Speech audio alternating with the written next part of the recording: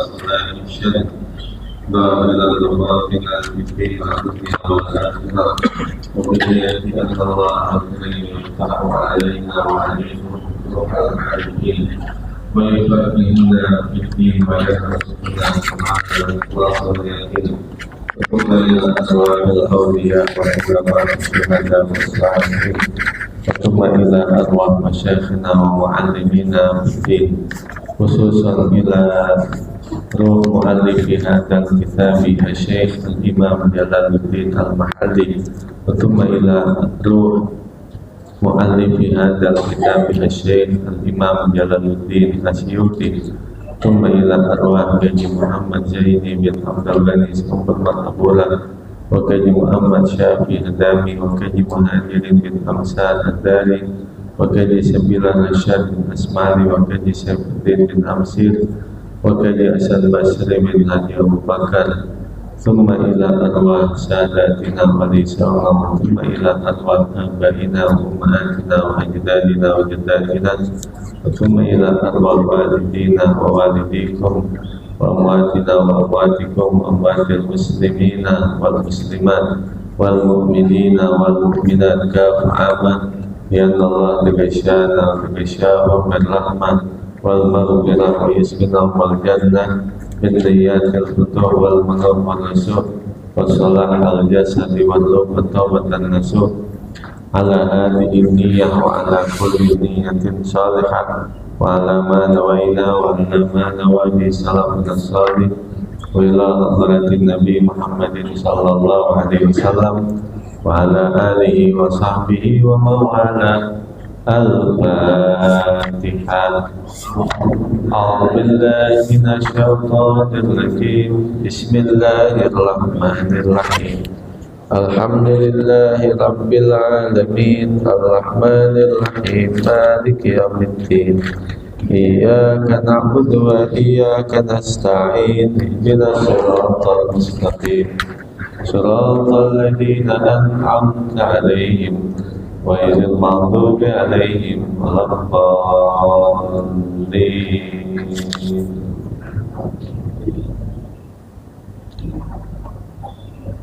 Bismillahirrahmanirrahim. Alhamdulillahi Rabbil Alamin. Wassalatu wassalamu ala sayyidina wa maulana Muhammad wa ala alihi wa sahbihi ajma'in, amma ba'd. Faqala Syekhul Mu'allifu rahimahullahu ta'ala wa adaman naf'a bihi wa bi barakati ulumihi wa bikum fid darain amin. Qala radhiyallahu anna wa ankum. Qala Allah ta'ala bismillahirrahmanirrahim la tuharrik bihi lisanaka lita'jala bihi inna alaina jam'ahu wa qur'ana wa idza qara'nahu fattabi' qur'ana thumma inna alaina bayana kalla bal tuhibbunal ajilah wa tadharunal akhirah wujuhu yawma idzin nadhirah ila rabbiha nazirah wujuh yawma idzin basirah tadunnu ayyub ala biha faqirah kalla idza balagatit taraqi wa qila man raq wa dhanna annahu al-firaq.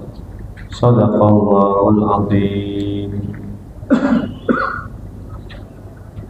Allah Subhanahu wa ta'ala berfirman, bismillahirrahmanirrahim, la tuharrik bihi lisanaka lita'jala bih. Janganlah engkau, hai Muhammad, menggerak-gerakkan akan lisanmu dengan bacaan Al-Quran lantaran engkau tergesa-gesa dengannya. Ayat ini memberikan pelajaran kepada kita, jangan tergesa-gesa dalam sesuatu. Innal ajalah minasyaiton wa ta'anni minallah. Tergesa-gesa itu adalah dari setan dalam segala hal, sedangkan ketenangan itu adalah dari Allah. Akan tetapi ada beberapa perkara yang disunahkan kita untuk tergesa-gesa. Yang pertama, apabila anak perempuan itu telah dewasa, buru-buru cariin jodohnya, buru-buru nikahin dia. Yang kedua, apabila tamu telah masuk ke dalam rumah, buru-buru menyediakan jamuannya, menyediakan suguhan-suguhannya. Yang ketiga, apabila hutang telah jatuh temponya, buru-buru lunasin, buru-buru bayarin. Yang keempat, apabila mayit itu telah nyata-nyata meninggal dunia, buru-buru disolatin, dikuburin, jangan ditunda-tunda. Yang kelima, apabila sehabis berbuat dosa, buru-buru untuk bertobat. Pendapat yang lain, apabila waktu telah sholat, buru-buru untuk kita kerjain. La tuharrik bihi, tafsirannya adalah jangan engkau menggerakkan dengannya, wahai Muhammad. Bil Qur'ani, artinya dengan bacaan Al-Quran. Qabla faragi Jibril minhu, sebelum selesainya malaikat Jibril dari bacaan Al-Qur'annya itu. Lisanaka litajala bih, jangan engkau menggerakkan akan lisanmu lantaran engkau tergesa-gesa dengannya. Khaufan yang falita minka, karena khawatir bahwa akan terlewat dari dirimu. Kalau engkau tergesa-gesa, khawatir nanti ada huruf atau ada kata yang terlewat dari bacaan Al-Quran. Jadi Jibril membawakan wahyu, maka engkau jangan tergesa-gesa, dengerin dulu sampai Jibril selesai, barulah engkau mengikutinya. Ini juga mengandung filosofi. Ketika kita sedang belajar di hadapan seorang guru, jangan nanya dulu. Nanti setelah pelajaran selesai, nanti dipersiapkan pertanyaan-pertanyaan. Jadi Jibril sedang mendiktekan ayat Al-Quran. Kata Allah, wahai Muhammad, dengerin dulu baru ikutin. Dengerin dulu nanti baru nanya. Jangan di tengah-tengah pelajaran diterangkan dia nanya. Akhirnya mengganggu konsentrasi pelajaran yang ada. Kalau lagi belajar, kita nggak boleh nanya, apalagi kalau lagi belajar dia rapat sendirian.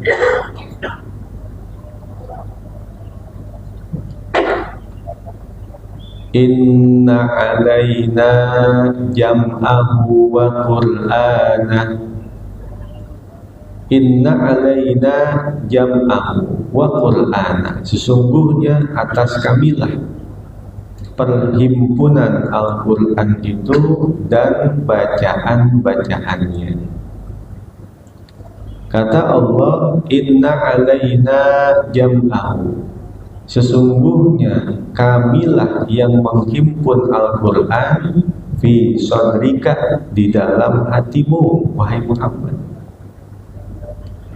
wa Qur'ana, dan bacaan-bacaannya. Qira'ataka iyyahu, artinya bacaan engkau ketika membaca Al-Quran.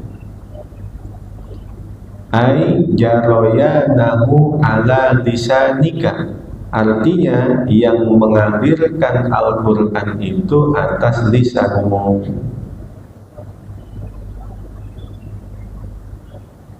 Maka hakikat ketika kita belajar, yang memberikan ilmu adalah Allah, bukan hasil belajar kita. Kalau kita mendapatkan rezeki, hakikatnya adalah dari Allah, bukan dari hasil belajar, bukan dari hasil usaha kita.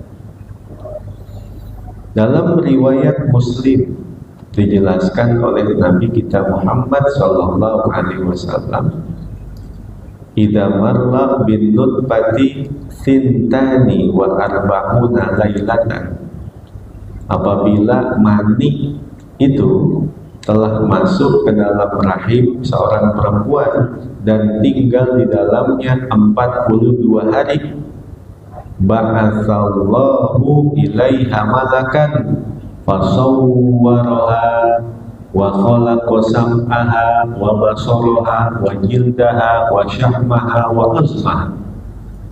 Maka Allah Subhanahu wa ta'ala mengirim ke dalam rahim perempuan itu seorang malaikat yang membentuk mani tersebut menjadi tubuh manusia, pendengarannya, penglihatannya, kulitnya, dagingnya, tulang-tulangnya.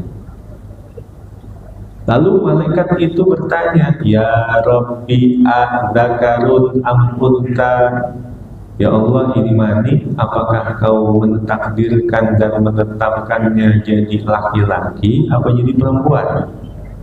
Kata Allah, begini, dicatat oleh malaikat.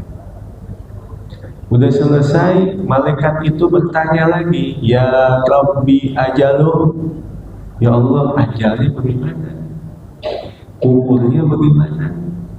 Umur aslinya bagaimana? Umur dunianya bagaimana? Umur barzakhinya bagaimana? Maka Allah menetapkan begini. Fayaqdi rabbuka ma syaa, maka Tuhanmu lah yang menetapkan segala sesuatu yang Ia kehendaki. Udah selesai, malaikat nanya lagi, ya Rabbi rizquhu, ya Allah, bagaimana rezekinya? Ditetapkan oleh Allah rezekinya begini, dicatat oleh malaikat. Udah selesai, thumma yakhrujul malaku bis-sahifah fala yaz, maka malaikat keluar dari rahim perempuan itu membawa satu lembaran dari ketetapan untuk manusia tersebut dari mulai dia terlahir sampai meninggal dunia, bahkan sampai surganya atau bahkan sampai nerakanya. Maka malaikat itu la yazidu ala ma umira wa la yanqusu, tidak menambahkan sedikit pun, tidak mengurangi sedikit pun. Berarti apa yang dilakukan oleh manusia seumur hidupnya, surganya, nerakanya, itu tidak akan terlepas dari qada dan qadarnya Allah Subhanahu wa ta'ala. Surganya bagaimana? Ya udah ditetapin. Nerakanya bagaimana? Ya udah ditetapin. Pasti ada orang kan bertanya, kalau sudah ditetapkan surganya manusia, kalau begitu ya udah kita maksiat aja, munkarat aja, berbuat zalim aja, karena toh ujung-ujungnya kita udah ditetapin surga. Atau ada orang yang sudah ditetapin di neraka. Kalau begitu ngapain ibadah capek-capek, ngapain melakukan ketaatan, ngapain melakukan kebaikan, kalau toh ujung-ujungnya neraka, mendingan bebasin aja sekalian. Apakah begitu? Tidak. I'malu fakullun muyassarun lima khuliqalah. Beramallah kalian, kata Nabi, karena apa saja yang dimudahin itu sesuai dengan apa yang ditakdirin. Maka kita dapat mengetahui dari diri kita sendiri, kita ini bakalannya ditakdirin surga atau bakalannya ditakdirin neraka. Kita sendiri udah tahu. Kita sudah tahu kalau kita ini bakalannya ditetapin ke surga atau kita sendiri ditetapin bakalannya ke neraka. Bagaimana kita mengetahuinya? Dari apa yang dijelaskan oleh Nabi. Kalau kita dalam kehidupan dunia dimudahinnya berbuat ibadah, ketaatan, kebaikan, membahagiakan orang lain, menebarkan manfaat untuk orang lain, itu adalah tanda gejala-gejala takdir surga. Orang yang bakal nempatin surga. Kalau seumpama ada orang jatuh dari lantai 20, jatuh, itu umumnya mati apa selamat? Pasti mati. Kalau selamat mungkin 1001 dari kejadian yang ada. Umumnya mati. Begitu pula orang yang ditakdirkan ke neraka, maka dalam kehidupan dunianya dia sendiri dapat mengetahui. Dalam kehidupan dunianya mudahnya itu melakukan kezaliman, kemunkaran, kemaksiatan, meresahkan masyarakat, selalu membuat keonaran kepada sesama manusia, tidak pernah membuat kenyamanan di hati manusia. Itu gejala-gejala takdir neraka. Jadi yang biasanya berbuat baik, seumur hidupnya berbuat baik, itu langka kalau matinya suul khotimah. Kalau memang ada, itu mungkin 1001 dari kejadian yang ada. Begitu juga orang yang hidupnya diisi dengan kezaliman, kejahatan, kemunkaran, kemaksiatan, itu langka kalau matinya husnul khotimah. Dari 1001 kejadian mungkin hanya 1. Kenapa? Kullun muyassarun lima khuliqalah. Karena apa saja yang dimudahin itu sesuai dengan apa yang ditakdiri. Makanya dalam riwayat Abu Ya'la kata Nabi, la yu'minu abdun hatta yu'mina bi arba'in. Tidak sempurna iman seseorang sebelum dia meyakini 4 perkara. Yang pertama, yashhadu an la ilaha illallah wa anni rasulullah ba'athani bil haqq. Bahwa dia harus mau bersaksi bahwa aku ini adalah, bahwa Allah itu adalah Tuhan yang tidak ada Tuhan kecuali Dia, dan aku ini adalah utusannya yang Ia mengutus aku dengan kebenaran. 1. Yang kedua, wa yu'mina bil mauti. Dia harus meyakini bahwa pasti akan menghadapi kematian. Yang ketiga, wa yu'minu bil ba'tsi, dan dia harus meyakini bahwa adanya hari kebangkitan, hari kiamat, hari pembalasan, hari ditimbangnya amal baik dan buruk, dan hari di mana manusia berjembat nanti di sirat, tempat ujungnya surga atau neraka. Yang keempat, wa yu'mina bil qadari khairihi wa syarrih, dan dia harus meyakini dengan ketetapan Allah. Apakah itu yang baik ataukah yang tidak baik? 4 perkara yang harus diyakini oleh seorang manusia, maka akan sempurna keimanan, keyakinan kepada Allah Subhanahu wa ta'ala. Fa'idha qara'nahu fattabi' qur'anah. Wa fa'idha qara'nahu, maka apabila membacakannya atasmu wahai Muhammad, fattabi' qur'anah, maka ikutilah bacaannya malaikat Jibril. Kalau Al-Quran itu sudah dibacakan di hadapanmu dari malaikat Jibril, maka barulah engkau mengikuti bacaannya. Bismillahirrahmanirrahim. Baru Bismillahirrahmanirrahim. Alhamdulillahi Rabbil Alamin. Alhamdulillahi Rabbil Alamin. Fa'idha qara'nahu, maka apabila malaikat Jibril telah membacakan Al-Quran, alaika, kepadamu wahai Muhammad, biqiraati Jibril, dengan perantara bacaannya malaikat Jibril, fattabi' qur'anah, maka ikutilah bacaannya Jibril itu. Istami' qira'atahu, dengarkanlah dahulu bacaannya. Dengerin dulu baru baca. Itu kan namanya sistem belajar dan mengajar. Dengerin dulu baru ikutin.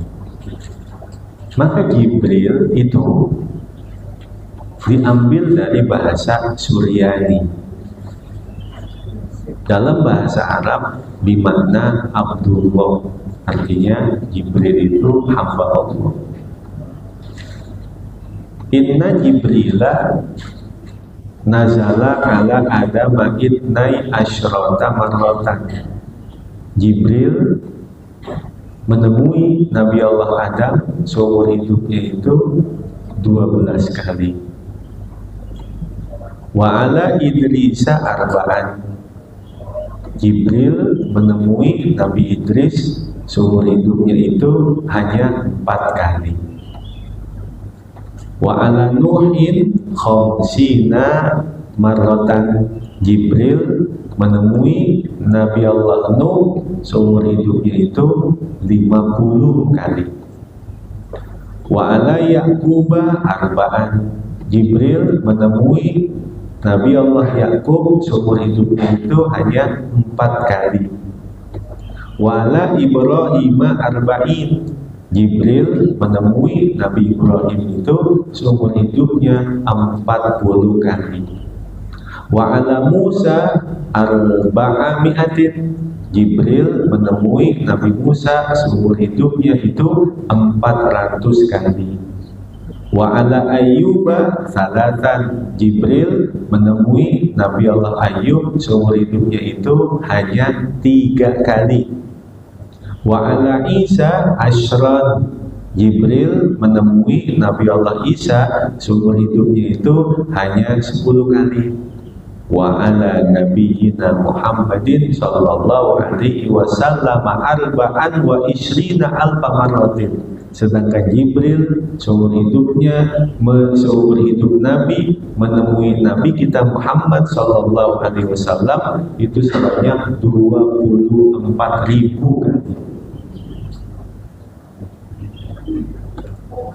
Satu kali Nabi pernah nanya sama Jibril, ya Jibril, kamu umurmu berapa wahai Jibril? Ditanya umur. Kalau kita jangan sekali-kali nanya ibu-ibu, bu beratnya berapa, jangan.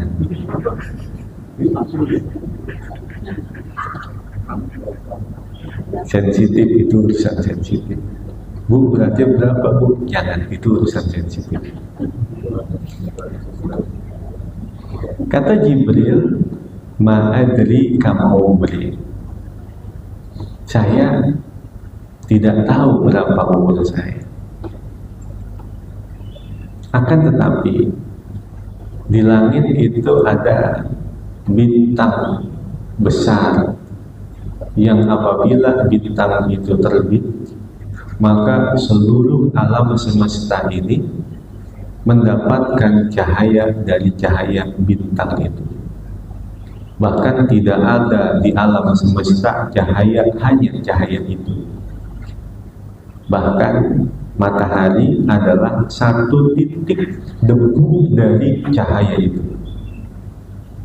Akan tetapi itu bintang terbitnya adalah per 70.000 tahun sekali.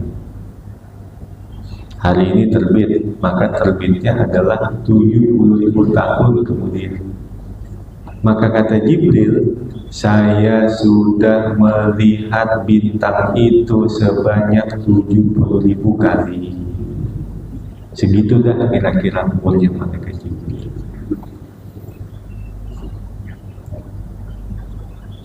Fakana sallallahu alaihi wasallam yastami'u thumma yaqra'u. Maka adalah setelah itu Nabi kita Muhammad sallallahu alaihi wasallam yastami'u, mendengar terlebih dahulu, thumma yaqra'u, barulah kemudian beliau membaca Al-Qur'an. Setelah dapat pelajaran, maka Nabi setelah mendengar Jibril membacakan Al-Quran, baru kemudian beliau membacanya. Al-ibrah bikana yadullu ala mudawamah wa mulazamah. Kalau di dalam satu hadis digunakan kata kana, adalah menunjukkan sebuah kesenantiasaan atau sebuah perbuatan Nabi yang hampir-hampir tidak pernah ditinggalkan. Makanya ada istilah namanya rawatib. Apa itu rawatib? Rawatib adalah mayat baul faradid, disebut dengan rawatib. Rawatib adalah sholat sunnah yang mengiringi sholat yang wajib. Maka rawatib itu ada dua macam. Ada yang muakkadah, ada yang ghair muakkadah. Apa itu muakkadah dan ghair muakkadah? Kalau yang muakkadah adalah ma wadhabaha bihi Rasulullah sallallahu alaihi wasallam wa lam yatrukha hadaran wa safaran.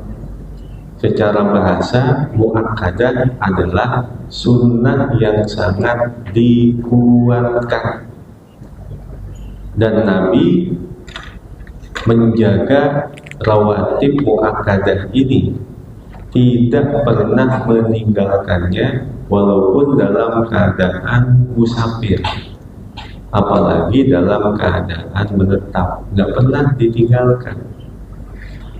Maka rawatib yang muakkadah ada 10. Ada 10. Yang pertama qabliyah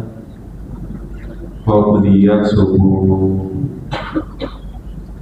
Yang kedua qabliyah zuhur. Yang ketiga ba'diyah zuhur. Yang keempat ba'diyah maghrib. Yang kelima ba'diyah isya. 2 rakaat qabliyah subuh, 2 rakaat qabliyah zuhur, 2 rakaat ba'diyah zuhur, 2 rakaat ba'diyah maghrib, 2 rakaat ba'diyah isya. Ini yang muakkadah. Artinya Nabi nggak pernah ninggalin dalam keadaan musafir, apalagi dalam keadaan menetap. Lalu goir muakkadah. Goir muakkadah artinya yang sunnahnya itu tidak terlalu dikuatkan. Allati lam yuwadibha Rasulullah Sallallahu Alaihi Wasallam, yang Nabi terkadang meninggalkan, terkadang mengerjakan. Maka ada 12 rakaat. Yang pertama adalah qabliyah zuhur. Yang kedua ba'diyah zuhur. Yang ketiga qabliyah asar. Yang keempat qabliyah maghrib. Yang kelima qabliyah isya. Semuanya ada 12. Yang pertama qabliyah zuhur 2. Yang kedua ba'diyah zuhur 2. Yang ketiga qabliyah asar 4.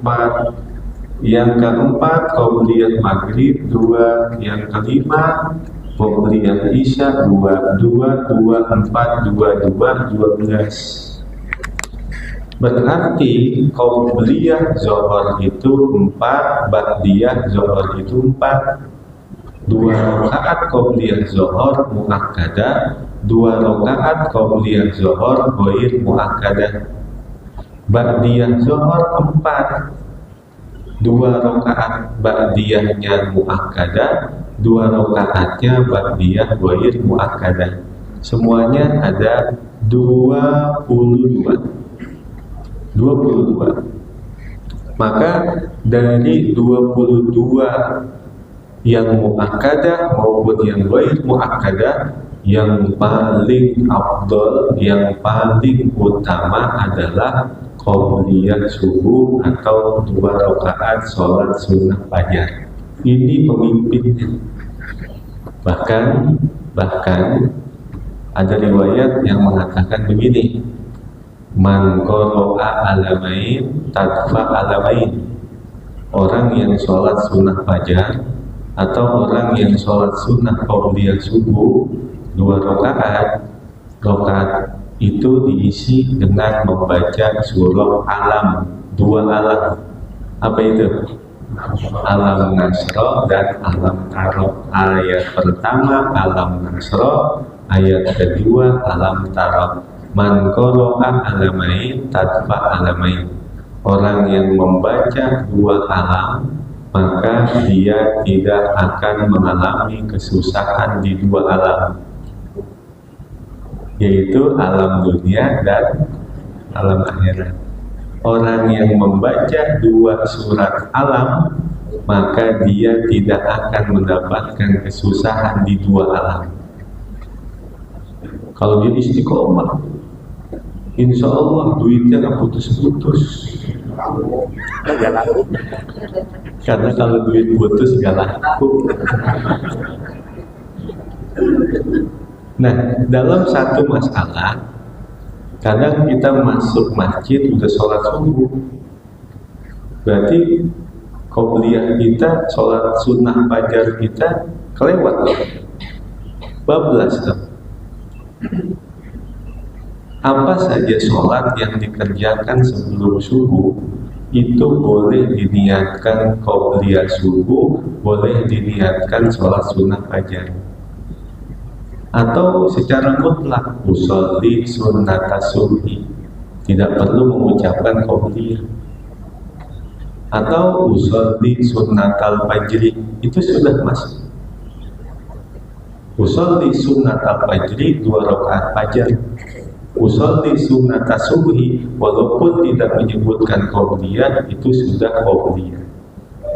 Nah, kita masuk masjid sudah sholat subuh, berarti qabliyah kita, ya Allah, mana istiqomah, satu waktu kesiangan, masuk masjid juga sholat subuh. Qobliyah subuhnya bagaimana? Bablas? Tidak bablas. Untuk masalah qobliyah dan ba'diyah, yang pertama, yajuzu an takuna qobliyah ba'da fi'lil faridah wa takunu adaan. Sholat qobliyah itu boleh dikerjakan setelah mengerjakan sholat fardunya dan tetap menjadi adaan, bukan qodaan. Ulangin lagi ya, sholat qobliyah itu boleh dikerjakan setelah mengerjakan sholat fardunya dan tidak menjadi qodaan, tetap adalah adaan. Kita masuk sholat subuh, udah sholat subuh dulu bersama imam, maka qobliyah kita tidak gugur selama waktu sholat subuh itu masih ada. Maka setelah selesai berjamaah subuh, kita boleh qobliyah subuh. Ada yang nanya, kan nggak ada ba'diyah subuh. Kan kita nggak sholat ba'diyah subuh, kita sholat qobliyah subuh. Maka boleh kita setelah sholat subuh mengerjakan qobliyah subuh. Ini dalam keadaan disengaja atau tidak sengaja. Begitu juga sholat-sholat yang ada qobliyahnya. Selesai sholat Zuhur, baru kita qobliyah, boleh. Selesai sholat maghrib, baru kita qobliyah, boleh. Selesai sholat isya, baru kita qobliyah, boleh. Itu catatan tentang sholat qobliyah. Yang kedua, wala yajuzu an takuna ba'diyah qabla fi'lil faridah. Sholat ba'diyah itu tidak boleh dikerjakan sebelum mengerjakan sholat fardunya. Ulangi lagi ya, sholat ba'diyah itu tidak boleh dikerjakan sebelum mengerjakan sholat fardunya.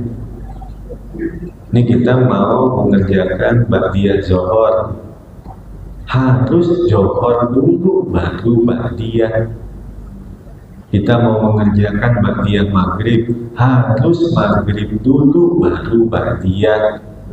Kita mau mengerjakan ba'diyah isya, harus isya dulu baru ba'diyah. Itu catatan tentang ba'diyah. Tetapi catatan tentang qobliyah itu bebas. Mau dikerjakan setelah, apalagi sebelum, memang waktunya. Paham gak itu kira-kira? Catatan yang ketiga. Yang ketiga adalah yajuzu ayyanwiyal qobliyah wal ba'diyah walau bi ihramin wahidin. Boleh menggabungkan sholat qobliyah dan sholat ba'diyah walaupun hanya dengan satu kali takbiratul ihram, satu kali salam. Selesai sholat Zuhur nih, selesai sholat Zuhur, maka kita niat usolli sunnataz zuhri qobliyah wa ba'diyah, 4 rakaat. Rakaat pertama bangun, rakaat yang kedua bangun, rakaat yang ketiga bangun, rakaat yang keempat salam. Begitu juga selesai sholat maghrib, usolli sunnatal maghrib qobliyah wa ba'diyah, 4. Rakaat pertama bangun, 2 bangun, 3 bangun, 4 salam. Begitu juga sholat isya, selesai sholat isya kita bangun usolli sunnatal isya qobliyah wa ba'diyah, langsung 4. Rakaat pertama bangun, 2 bangun, 3 bangun, 4 salam. Menggabungkan qobliyah dan ba'diyah dengan 1 kali takbiratul ihram, 1 kali salam tanpa tasyahud awal. Boleh sekali-kali. Habis sholat subuh, selesai sholat subuh, kita sholat qobliyah. Usolli sunnata subhi qobliyah. Allahu Akbar. Ada jamaah yang nepak pundak kita. Pak, nggak ada ba'diyah, Pak. Kita jawab, lu nggak tahu ilmunya. Gue lagi ngamalin ilmu ini. Kalau memang khawatir ada pertanyaan-pertanyaan seperti itu dan kita malas ngeladenin, lebih baik sholatnya di rumah. Maka syarat mengerjakan ba'diyah itu harus mengerjakan sholat fardunya. Begitu juga ketika orang menjamak dengan jamak takdim. Sholat asar dikerjakan di waktu johor takdim. Sholat isya dikerjakan di waktu maghrib jamak takdim. Kita dalam perjalanan pulang kampung ke Subang bawa mobil sendiri. Apa Sumedang? Oh Sumedang. Kita ke Sumedang bawa mobil sendiri. Mana remnya kagak diinjek-injek lagi. Kita menjamak takdim. Pas sampai seumpama di Cikampek, kita sholat isya di waktu maghrib. Namanya kan jamak takdim. Selesai sholat isya itu masih waktu maghrib. Jam 6 masih maghrib. Kita udah mengerjakan maghrib dan isya, maka boleh dia mengerjakan taraweh, mengerjakan sholat witir di waktu maghrib. Jadi boleh, karena syaratnya mengerjakan taraweh, syaratnya mengerjakan sholat witir apabila sudah dikerjakan sholat isya. Walaupun sholat isya-nya itu dikerjakan di waktu maghrib. Pertanyaannya, apa iya ada orang pulang kampung sampai sebegitunya? Ada gak? Yang ada kadang-kadang bablas, jangankan yang sunnah, yang fardu kebablasan juga. Jalan tanggung, dia kan terus jalan bablas semua.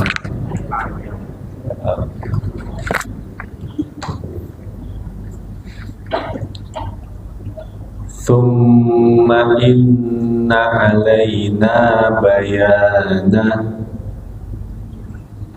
Kemudian sesungguhnya atas kamilah penjelasannya. Kata Allah, penjelasan Al-Quran itu adalah datang dari kami. Engkau yang baca, wahai Muhammad. Jibril yang mendatangkan perantaranya, sedangkan penjelasannya adalah langsung dari aku, kata Allah. Bitabhimi laka, dengan memberikan pemahaman kepadamu secara langsung.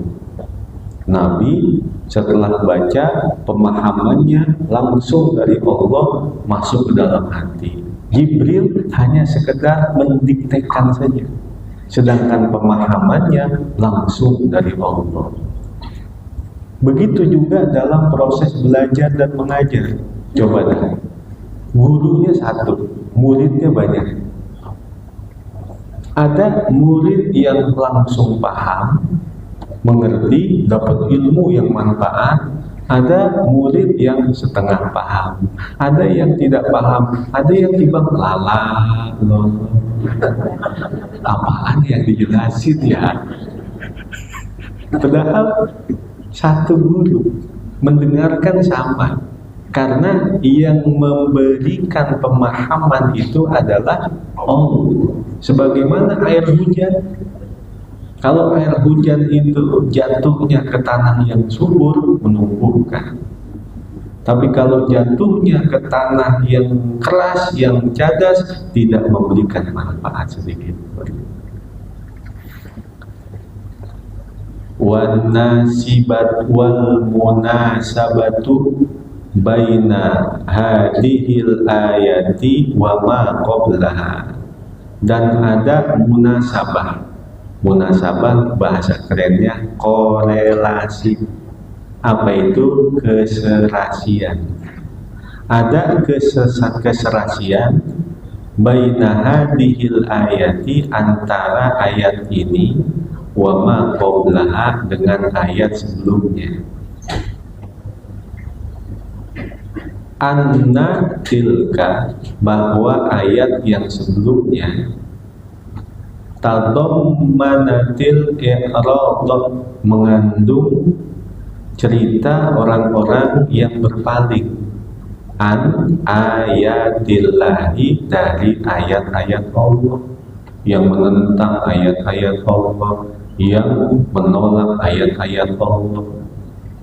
Wahadihi, sedangkan ayat ini, ayat yang setelahnya yang kita bahas sekarang, tadammanatil mubadarata ilaiha bihibziha, mengandung tentang sikap responsif.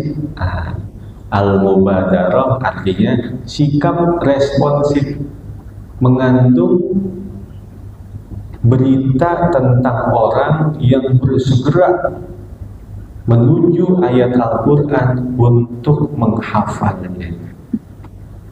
Jadi sejak dari zaman dahulu, pertarungan hitam dan putih selalu ada. Pertarungan antara kebenaran dengan kebatilan selalu ada. Sampai kapan? Sampai hari kiamat. Bahkan sejak pertama kali Nabi Adam diturunkan, manusia belum banyak, sudah ada pembunuhan, kezoliman, kemaksiatan. Qabil membunuh Habil. Jadi ayat yang pertama ini sebelumnya menceritakan tentang manusia-manusia yang berpaling dari ayat-ayat Al-Quran. Lalu ayat yang setelahnya menceritakan tentang orang-orang yang memiliki sifat responsif yang baik terhadap ayat-ayat Al-Quran. Kalla istiftahun bimakna Allah. Kalla, jangan sekali-kali. Istiftahun, kalla adalah huruf istiftah. Apa itu huruf istiftah? Bimakna Allah, artinya jangan begitu. Kalla, jangan begitu. Bal tuhibbunal ajilata, bahkan kalian itu lebih mencintai kehidupan ajilah. Apa itu kehidupan ajilah? Ad-dunya. Bahkan kalian itu lebih mencintai kehidupan dunia. Bil ya'i wa ta'i fil fi'laini. Dalam satu qiraat boleh dibaca dengan ya, boleh dibaca dengan ta pada dua fi'il ini. Fi'il yang pertama adalah wa tuhibbuna. Fi'il yang kedua boleh dibaca wa yuhibbuna. Kalau tuhibbuna, antum tuhibbun, kalian lebih memilih mencintai kehidupan dunia. Kalau dibaca wa yuhibbun wa hum yuhibbuna ajilah, mereka lebih memilih, lebih mencintai kehidupan dunia daripada kehidupan akhirat. Wa yadarunal akhirata, dan mereka meninggalkan kehidupan akhirat. Boleh dibaca wa yadarunal akhirata, boleh dibaca wa tadarunal akhirat, boleh dengan ta, boleh dengan ya. Wa tadarunal akhirata, dan kalian meninggalkan kehidupan akhirat, melupakan kehidupan akhirat, membiarkan kehidupan akhirat. Fala ya'maluna laha, sehingga mereka tidak mau beramal untuk bekal kehidupan akhirat. Karena akhiratnya dilupain, maka mereka meninggalkan beramal untuk akhirat. lantaran semata-mata mengejar dunia, cinta kepada kehidupan dunia, silau dengan kehidupan dunia. Wa tsumma qala wujuhu yawma idzin nadhirah. Sampai situ dulu ya. Wallahu a'lam bishawab. Sampai sini ada pertanyaan? Silakan. Ya, ya Ibu.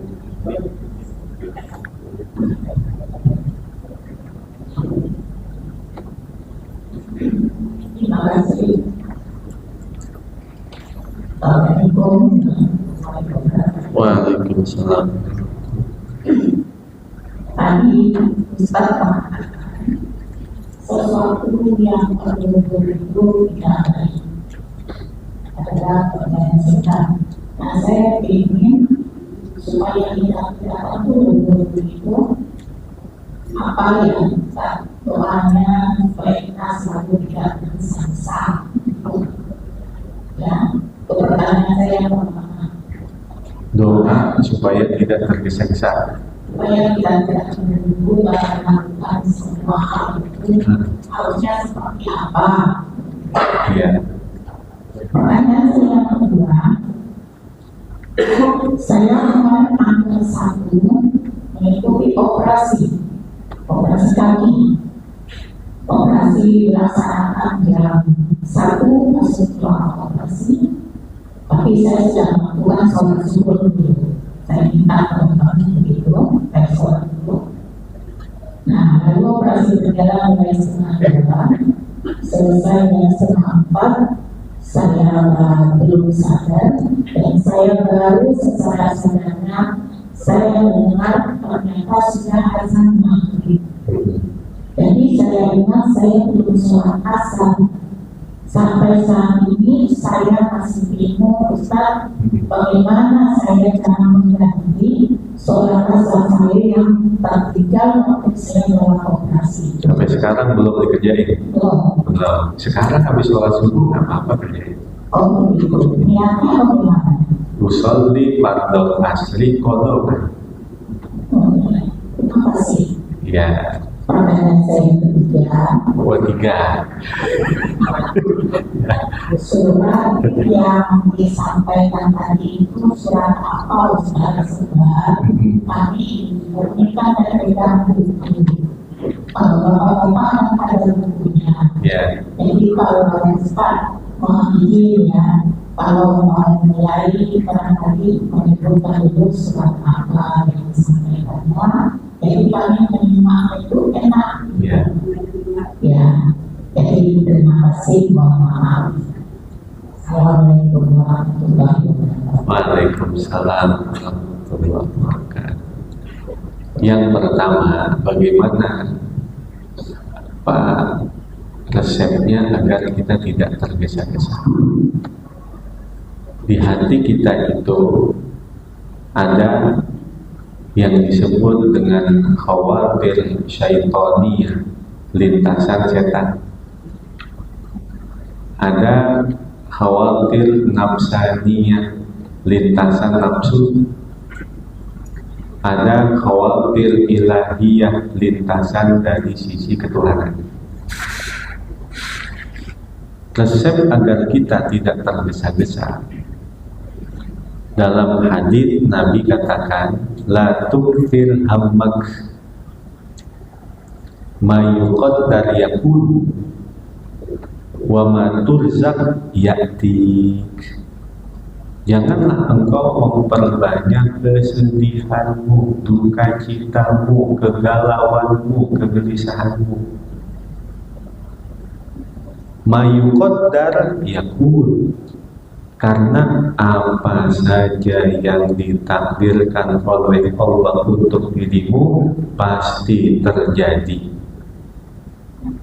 Wa ma turzaq ya'tik, dan rezeki yang telah ditetapkan menjadi milikmu pasti akan datang menghampirimu. Sehingga untuk meraih semua itu tenang aja, santai aja. Kalau emang rezeki kagak kemana, Kalau emang jadi milik kita nggak bakalan kemana.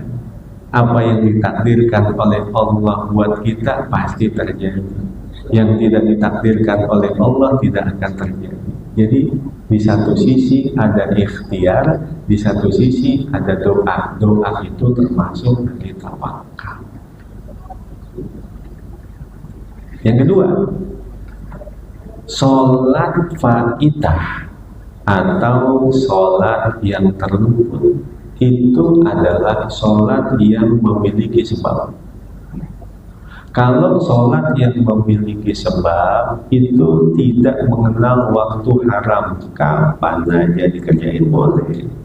Mau habis subuh boleh, mau habis asar boleh, kapan aja boleh. Kita semalam nih kagak sholat isya, sekarang habis sholat subuh, sholat isya.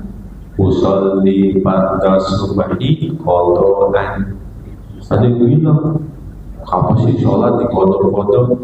Kodok itu artinya mengerjakan sholat yang waktunya sudah tidak ada.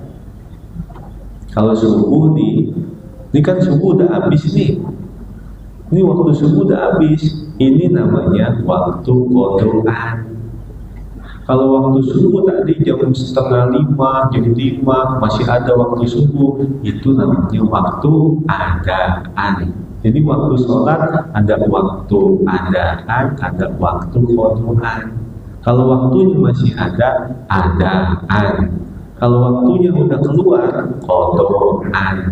Kita semalam nggak sholat isya, habis sholat subuh, kerjain sholat isya di waktu setelah subuh, boleh. Usolli fardhu isya'i kodokan. Berapa rakaat? Dia tetap 4. Sesuai, nggak boleh dikurang-kurangin. Dikurangin itu kalau kita lagi berperjalanan. Beda kodok, beda kosor, beda jamak, beda. Kalau kita mengkodok sholat itu rakaatnya tetap sama, nggak dikurangi. Ya isya ya 4 rakaat, ya subuh ya jangan dikurangin, habis dong kalau subuh. Kita tetap sholat. Sekarang sholat asar, habis sholat subuh, sekarang sholat asar. Cuma bedanya kalau ada uzur itu menggantinya boleh dengan santai. Bahasa fikihnya namanya tarohi, ntar-ntaran aja boleh. Tapi kalau dia tinggalin sholat kagak ada uzur, maka wajib menggantinya bil faur, buru-buru. Seumpama dia nonton TV, lupa sholat subuh, lupa habis sholat maghrib, lupa sholat duha, itu namanya tanpa uzur. Ingat, buru-buru langsung sholat. Tapi kalau sakit, operasi begitu, namanya ada uzur. Ntar kalau udah benar-benar pulih, sudah sehat secara sempurna, baru saya kodok sholat yang tertinggal. Boleh seperti itu. Ya.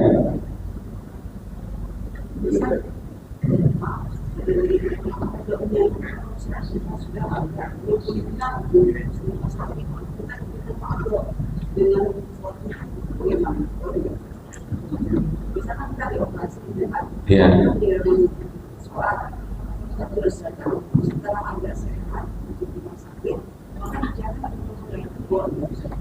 Tadi saya katakan, kalau kita ada uzur meninggalkan sholat itu karena ada halangan, menggantinya itu bebas kapan aja.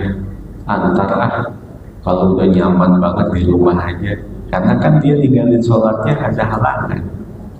Atau walaupun masih di rumah sakit, bengong-bengong ini badan udah ada enakan, saya kodok sholat, boleh. Karena dia meninggalkan sholat adanya uzur syar'i. Tapi kalau dia ninggalin sholat tanpa adanya udzur, nggak ada halangan apa-apa, maka wajib mengqadhonya secara buru-buru, paur, harus segera. Nonton TV, kebablasan, kagak sholat maghrib, ingat-ingat jam 10 malam. Jam 10 bodoh, tadi saya nggak sholat maghrib. Pas ingat langsung sholat maghrib. Kenapa? Karena meninggalkan sholat maghrib itu tanpa udzur, nggak ada halangan apa-apa. Ingat langsung sholat, gitu ya. Ya. Mengenai sunnah muamalah dengan tahiyatul masjid yang dilakukan seandainya waktu menjelang komat sudah dekat masjid.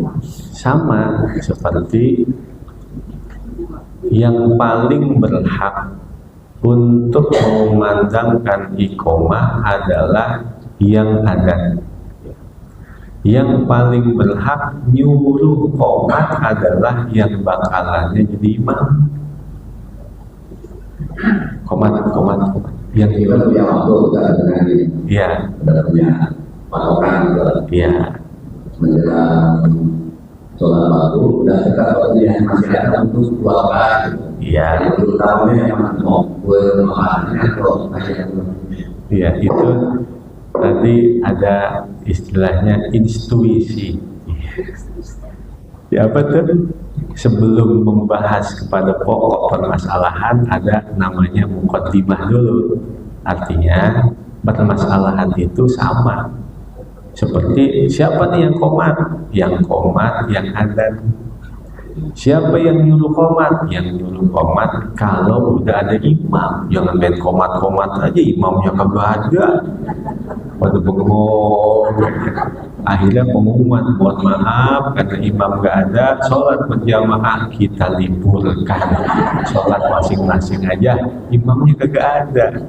Seperti itu. Nah, lalu jangankan tahiyatul masjid, kita masuk masjid seumpama selesai wudhu. Lalu selesai wudhu kita masuk masjid. Lalu setelah kita masuk masjid sudah ada waktu qobliyah.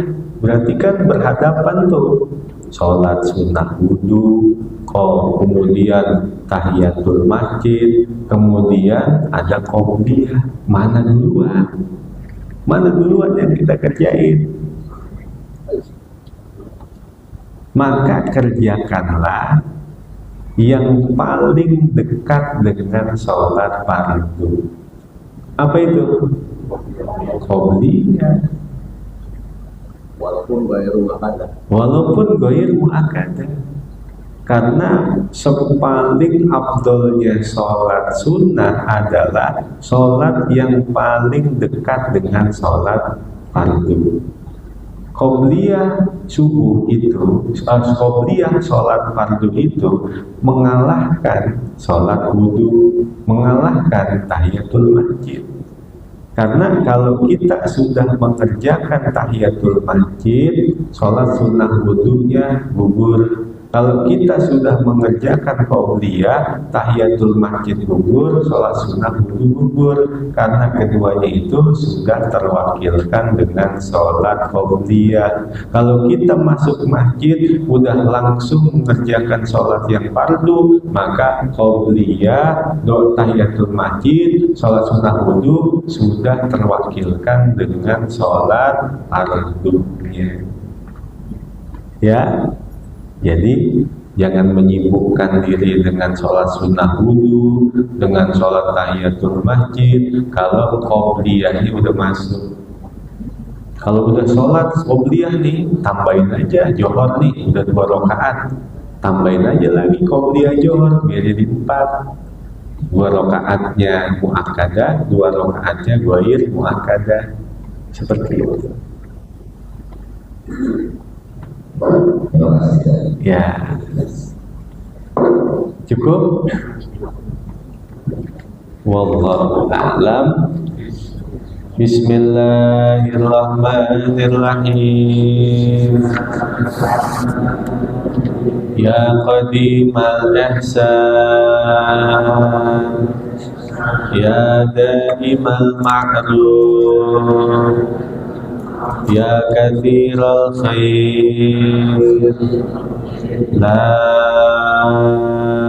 ilaha illallah,